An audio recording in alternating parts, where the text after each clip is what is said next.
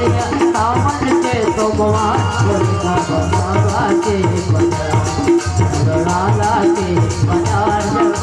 बाबा के दरबार बाबा के दरबार चलो भोले बाबा के दरबार बाबा के दरबार चलो भोले बाबा के दरबार चल कंवरिया शिव के नगरिया चल कंवरिया शिव के नगरिया बाबा के दरबार चलो रुद्रमाता के दरबार बाबा के दरबार चलो रुद्रमाता के दरबार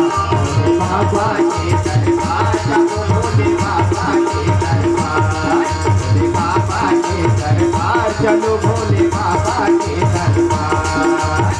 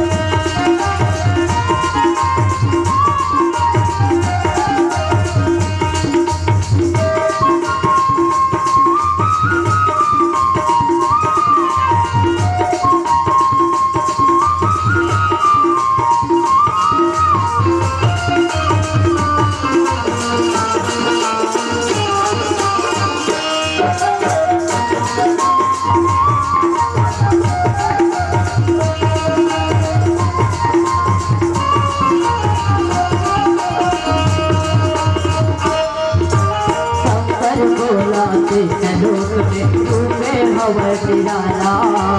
रूपे हवै निराला रे संगीत रूपे हवै निराला शंकर बोला तीन लोक में रूप हवै निराला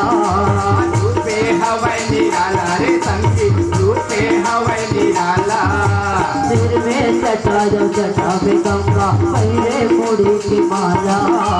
पहले मुड़ी की माला रे संगीत पहले मुड़ी की माला सिर में जटा जब जटा में गंगा पहले मुड़ी की माला पहले मुड़ी की माला का भैया पहले मुड़ी की माला चल कंवरिया शिव के नगरिया चल कंवरिया शिव के नगरिया सावन के सोमवार करो भोले बाबा के दरबार